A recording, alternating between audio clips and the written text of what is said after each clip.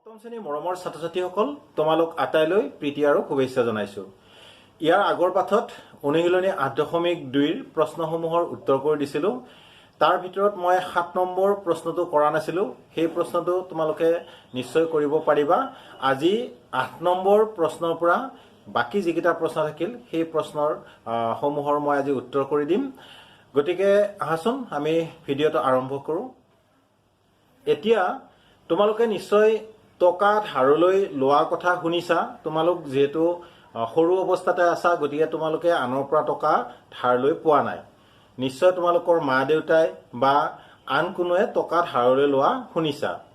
এতিয়া টকা যেতিয়া ধাৰলৈ লোৱা হয়, তেতিয়া যাৰ পৰা টকাটো ধাৰলৈ লোৱা হয় তেওঁ টকাটো ধাৰে অনাৰ বিনিময়ত বা আমাক ধাৰে দিয়াৰ বিনিময়ত তেওঁ আমাৰ পৰা অকণমান বেছিকে পইচা লয়, অৰ্থাৎ ওপৰঞ্চি অলপ পইচা লয়। যেনে উদাহৰণস্বৰূপে ধৰি ললো, মই এগৰাকী মানুহৰ পৰা ১০০ টকা আনিলোঁ আৰু তেওঁ যেতিয়া মই সেই ১০০ টকাটো ঘূৰাই দিলোঁ, তেওঁ ক'লে যে মোক আৰু ২০ টকা এটা বেছিকৈ দিব লাগিব। অৰ্থাৎ তেওঁ ২০ টকা এটা বেছিকৈ ল'লে। আৰু এই যে বেছিকৈ ল'লে সেইখিনিকে গণিতৰ ভাষাত বা তেওঁ হয়তো আমাক কৈছিলে যে সুদ দিব লাগিব বুলি, গতিকে আমি সেইখিনিক সুদ বুলি কওঁ। নিশ্চয় তোমালোকে এতিয়া সুদ কাক বুলি বুজিলা। এতিয়া গণিতত যেতিয়া আমি অংকসমূহ কৰিম তেতিয়া সুতৰ অংকবিলাক, বিশেষকৈ সুতৰ লগত জড়িত যিবিলাক অংক আছে সেই অংকবিলাক কৰোঁতে আমি কেইটামান টাৰ্ম বা শব্দ আমি জানিব লাগিব। সেই শব্দকেইটাৰ সৈতে মই তোমালোকক এতিয়া পৰিচয় কৰি দিব বিচাৰিছোঁ। সেইটো হৈছে, আমি যেতিয়া কাৰোবাৰ পৰা টকা ধাৰলৈ আনো সেইটোক ইংৰাজীত প্ৰিন্সিপাল বুলি কয় আৰু অসমীয়াত মূলধন বুলি কয়, আৰু গণিতত আমি সেইটোক পি হিচাপে লিখোঁ। তোমালোকে এইটো মনত ৰাখিবা। মূলধনক আমি কি বুলি কওঁ? পি, অৰ্থাৎ ইংৰাজীত ইয়াৰ নামটো হৈছে প্ৰিন্সিপাল। এতিয়া সেই টকাখিনি আমি আনিলোঁ, আকৌ টকাখিনি অনাৰ বাবে তেওঁ আমাৰ পৰা এটা সুদ ল'ব এটা নিৰ্দিষ্ট হাৰত, আৰু সেইটোকে কোৱা হয় সুতৰ হাৰ বা ৰেট অফ ইণ্টাৰেষ্ট। সেইটোৱে হৈছে সুতৰ হাৰ, আৰু এইটোক কোৱা হয় আৰ বা আৰ, স্মল আৰ বা কেপিটেল আৰ। তোমালোকৰ কিতাপত কেপিটেল আৰ আছে, সেইকাৰণে মই কেপিটেল আৰ লিখিছোঁ। সেইটোক আৰ বুলি কোৱা হয়। নিশ্চয় তোমালোকে বুজিলা, সেইটো ৰেট অফ ইণ্টাৰেষ্ট। এতিয়া সুদ, আমি যে তেওঁক বেছিকৈ টকা দিলোঁ সেইখিনিক ইতিমধ্যে সুদ বুলি কৈছোঁ।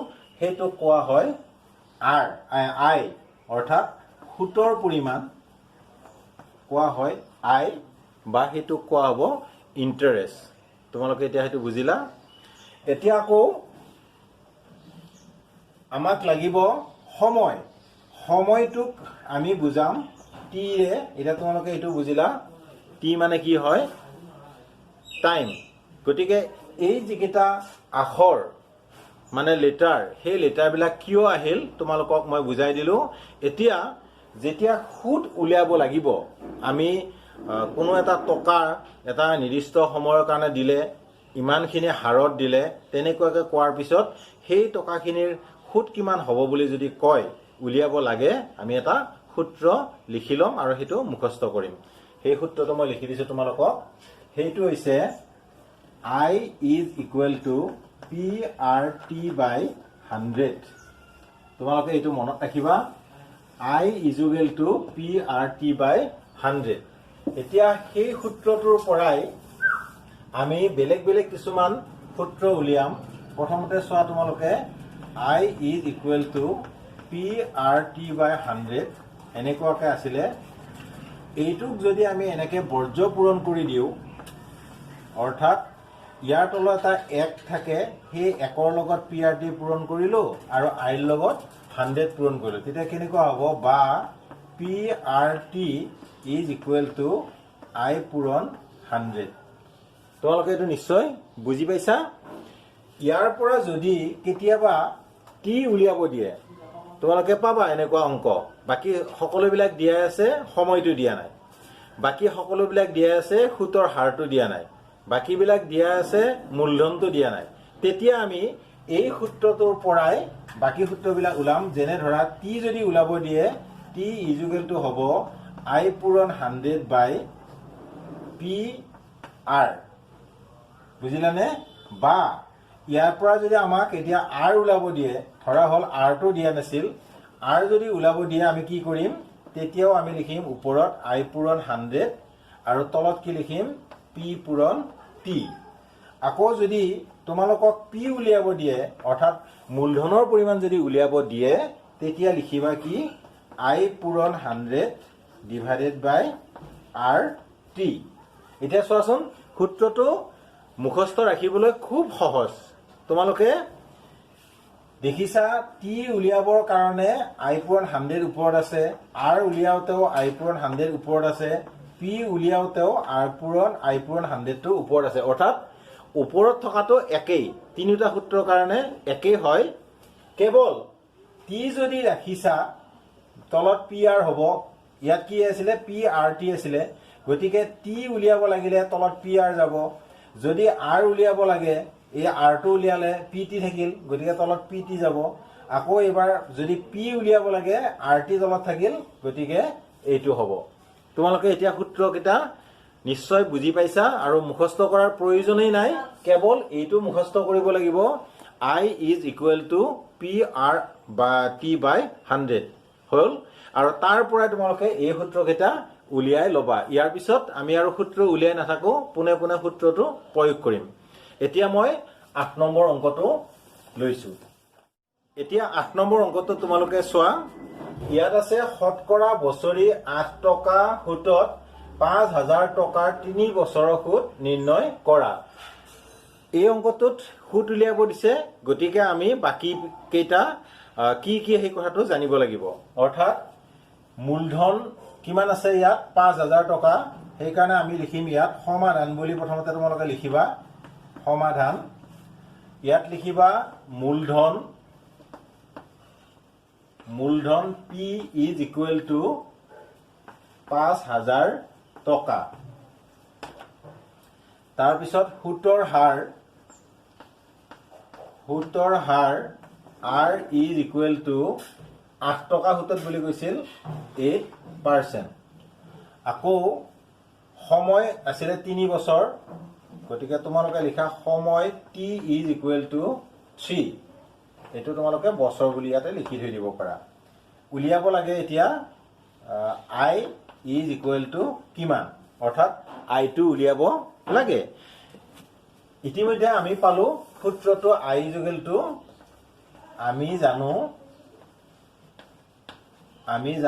আই is equal to P R T by 100 is equal to, এতিয়া পি মানে কিমান, 5,000,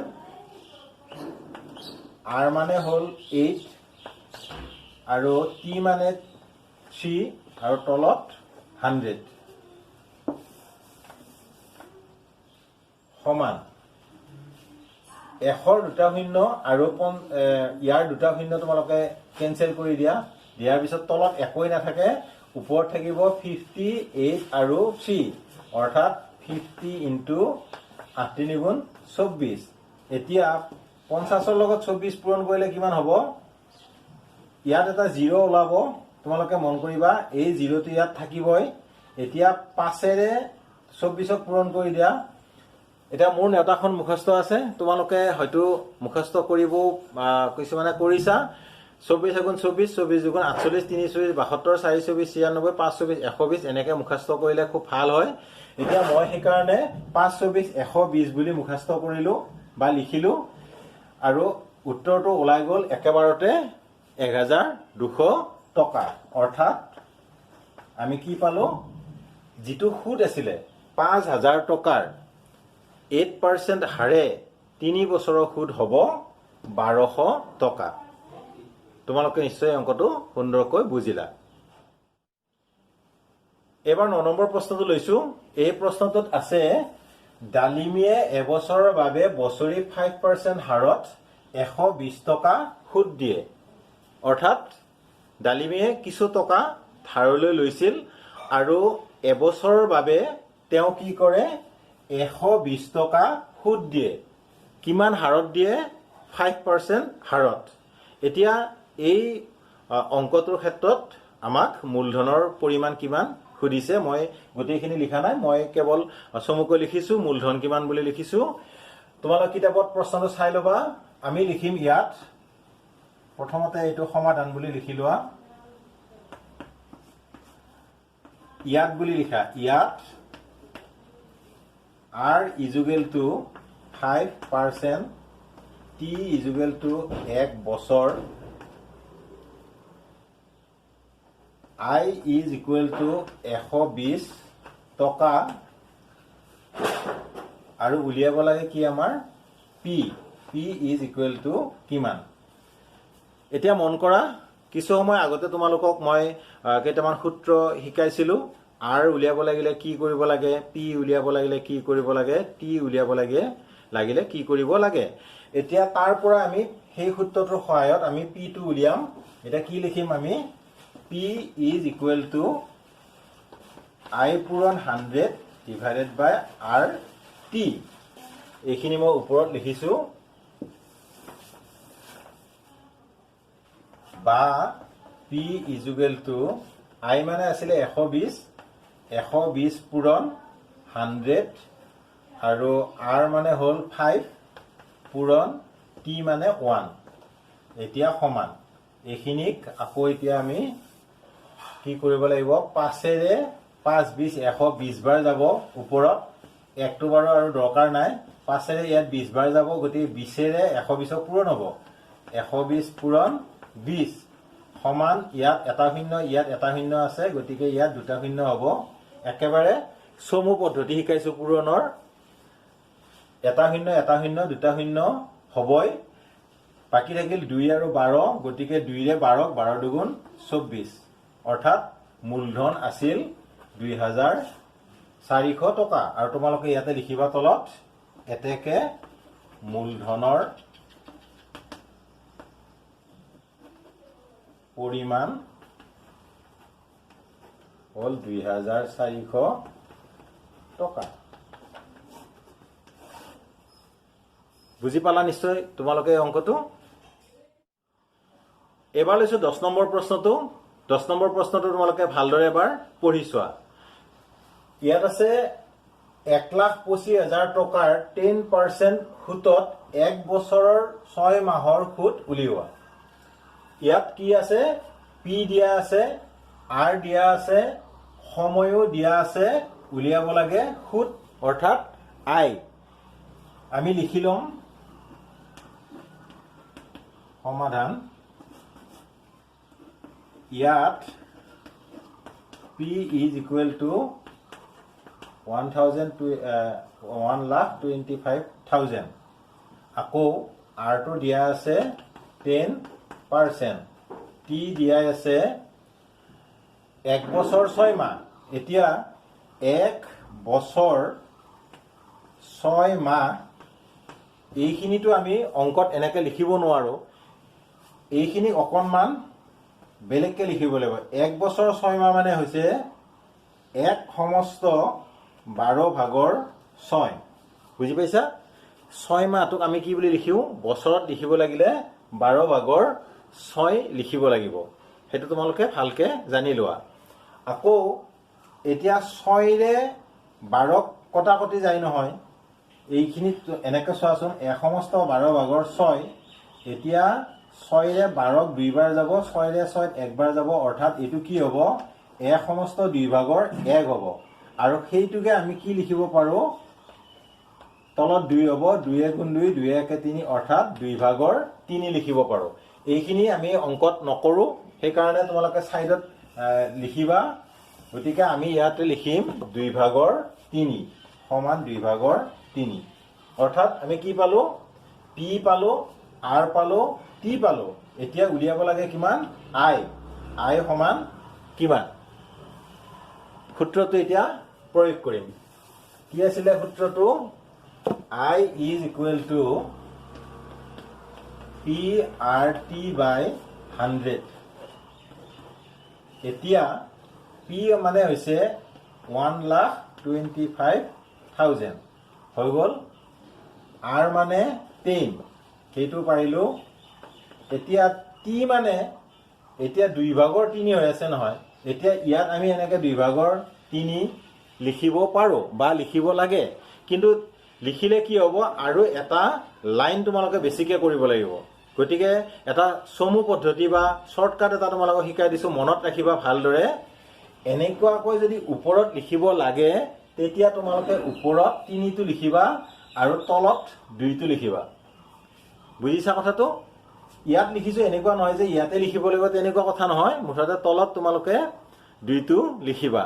আৰু আগৰ পৰা তলত কি আছিলে, 100 আছিলে, অৰ্থাৎ অংকটো গৈ এনেকুৱা হ'ল। নহ'লে কি হ'ব, ইয়াত যদি 2 ভাগৰ 3 লিখা, আকৌ এবাৰ অংকটো কৰিব লাগিব আৰু দীঘল হ'ব অংকটো। এতিয়া আমি এইখিনি সৰল কৰিম। সৰল কৰিলে কি হ'ব চোৱা, মই ইয়াত কটাকটি নকৰোঁ। এই 2টা শূন্য আৰু এই 2টা শূন্য কটা যাব। হ'ল, বুজি পালা? অৰ্থাৎ এই 2টা শূন্যই এই 2টা শূন্য ইয়াত নাই, গ'ল। 2ৰে 10ত 5 বাৰ যাব, এইখিনিত থাকিল 5। গতিকে এতিয়া 5, 3 আৰু ইফালে 1, 2, 5, 0, অৰ্থাৎ 1250 থাকিল। ইয়াতে থাকিল 5 আৰু ইয়াতে থাকিল 3। 1, 2, 5, 0 থাকিল আৰু থাকিল 5 আৰু থাকিল 3। তোমালোকে এইখিনি কটাকটি কৰিবা, মই কটাকটি কৰা নাই, তোমালোকে এইখিনি কটাকটি কৰি ল'বা। সমান এতিয়া হ'ব 1250 ইনটু 5 3 গুণ 15। এতিয়া তোমালোকৰ নিশ্চয় মাজুনেতাখন মুখস্থ আছে। মাজুনেতাখন মুখস্থ আছে যদি এইখিনি একেবাৰতে কৰিব পাৰিবা। 15ৰে 0, 15 0 0, 5 15 75, 5 হাতে গ'ল 7, 15 দুগুণ 30, 30 7 37, 7 হাতে গ'ল 3, 15 গুণ 15 16 17 18, অৰ্থাৎ 18,750 টকা হ'ব। এতিয়া এইটো কি আছিলে, সুত আছিলে। আমি এতিয়া বুজি পালো যে নিৰ্ণয় সুতৰ পৰিমাণ হৈছে 18,750 টকা। তোমালোকে চাগৈ সুন্দৰকৈ অংকটো কৰিব পাৰিলা। এবাৰ মই 11 নম্বৰ প্ৰশ্নটো লৈছো। এই প্ৰশ্নটোত আছে শতকৰা বছৰি 12 টকা সুতত 1500 টকাৰ 2 বছৰ 9 মাহৰ সুত আৰু সবৃদ্ধি মূল উলিওৱা। তোমালোকে দেখিছা ইয়াত এটা নতুন শব্দ জড়িত হৈছে, সেইটো হৈছে সবৃদ্ধি মূল, অৰ্থাৎ মূলৰ বৃদ্ধি। এইটোক ইংৰাজীত এমাউণ্ট কয় আৰু আমি গণিতৰ ভাষাত ইয়াত এ লিখিম। যেনেকুৱা পি আৰ আৰু টি লিখিছিলো তেনেদৰে এইটো এ লিখিম। আৰু এ উলিয়াবৰ কাৰণে আমাক দুটা বস্তু লাগিব, এটা হৈছে সুত আৰু এটা মূল। মূলটো যিহেতু আছে আমি প্ৰথমতে সুতটো উলিয়াব লাগিব। সেয়ে আমি অংকটোত এতিয়া সুত উলিয়াম। প্ৰথমতে লিখিম আমি সমাধান P ইজুগেল two 1500, R ইজুগেল two 12%, T ইজুগেল two 2 বছৰ 9 মাহ সমান 2 বছৰ 9 মাহক আমি লিখো 2 সমস্ত 12 ভাগৰ 9। এতিয়া এইটোক আমি যদি এনেকৈ কটাকটি কৰোঁ, 12 ভাগৰ 9টোক যদি 3 3 গুণ 9 3 4 গুণ 12, তেতিয়াহ'লে আমি কি লিখিম, 2 সমস্ত 4 ভাগৰ 3 আমি তেনেকৈ লিখিম। আৰু এইটোৱে হ'বগৈ 4 ভাগৰ 4 দুগুণ 8 9 10 11, অৰ্থাৎ সময়টো হৈছে 4 ভাগৰ 11। এতিয়া আমি সুতটো উলিয়াম। এতেকে I ইজ ইকুৱেল টু আমি জানো PRT বাই 100 হয়, আৰু সেয়ে এইটো হ'বগৈ P মানে 1500 পূৰণ R মানে হৈছে 12 আৰু T মানে 4 ভাগৰ 11 আছে, ইয়াত আমি 11 লিখিম আৰু তলত 4টো লিখিম। গতিকে 100 ইনটু 4। তোমালোকে নিশ্চয় বুজিছা এইটো, মই ইয়াৰ আগৰ অংকটোত কৈছিলো। এনেদৰে থাকিলে আমি তলত যিটো আছে হৰটো আমি তললৈকে নুমাই আনিব পাৰো। এইখিনিক এতিয়া সৰল কৰিব লাগিব। সৰল কৰিলে হ'ব, তোমালোকে এইখিনি কটাকটি কৰা। কেনেকৈ আমি কটাকটি কৰিম, 1500 ইনটু 12 ইনটু 11 বাই 100 ইনটু 4। এতিয়া ইয়াত দুটা জিৰ' কাটি দিয়া, 4ৰে ইয়াত 3 বাৰ দিয়া, অৰ্থাৎ তলত একো নাই, ওপৰত 15 3 আৰু 11 থাকিল সমান 15 × 3 × 11 সমান 3 গুণধং 45 এইটো পূৰণ 11 সমান 5 11 55 5 হাতে গ'ল 5 4 11 44 44 পাছে 49 অৰ্থাৎ 495 টকা হ'ল। এতিয়া আমি এইটো কি পালো সুদ পালো। সেয়ে তোমালোকে এতিয়া লিখা এতেকে সুদ সমান 495 টকা। এতিয়া সবৃদ্ধি মূল উলিয়াব দিছিলে সবৃদ্ধি মূল সমান সুদ যোগ মূল সেইটো আমি জানো। এতিয়া সুদ পালো 495 প্লাস আৰু মূল পালো 1500 এইটো আমাৰ আগতে আছিলে। এতিয়া এটা যোগ কৰা 1500 আৰু 495 5999 অৰ্থাৎ 1995 টকা। এতিয়া আমি এইটো কি বুজি পালো মানুহজনে টকা ধাৰলৈ আনি সেই যিজন ব্যক্তিয়ে ধাৰ দিছিল আমি সাধাৰণ ভাষাত মহাজন বুলি ক'লে বুজি পাওঁ সেই মহাজনক এইখিনি টকা ঘূৰাই দিব লাগিব। অৰ্থাৎ তেওঁ আনিছিল আচলতে 1500 টকা 1500 টকা আনিছিল কিন্তু 495 টকা তেখেতক অতিৰিক্ত দিবলগীয়া হ'ল আৰু সুতে মূলে লগ কৰি তেখেতক 1995 টকা দিব লগা হ'ল। নিশ্চয় তোমালোকে অংকটো সুন্দৰকৈ বুজিলা। ছাত্ৰ ছাত্ৰীসকল এই অনুশীলনীটোৰ ইমানতে সমাপ্তি হৈছে। অৰ্থাৎ আজিৰ ভিডিঅ'টোৰ মই ইমানতে সামৰণি মাৰিব লাগিব। নিশ্চয় তোমালোকে মোৰ ভিডিঅ'সমূহ চাই ভাল পাইছা। যদি তোমালোকৰ কিবা সমস্যা থাকে সেই সমস্যাসমূহ তোমালোকে মোক কমেন্ট কৰি জনাবলৈ নাপাহৰিবা। লগতে যিসকল ছাত্ৰ ছাত্ৰীয়ে মোৰ এই চেনেলটো প্ৰথমবাৰৰ বাবে চাইছা সেইসকলে চেনেলটো সাবস্ক্ৰাইব কৰিবা আৰু বেল আইকন প্ৰেছ কৰিবা। সদৌ শেষত তোমালোক আটাইলৈ ধন্যবাদ জ্ঞাপন কৰি আজিৰ এই ভিডিঅ'টোৰ মই ইমানতে সামৰণি মাৰিছো। ধন্যবাদ।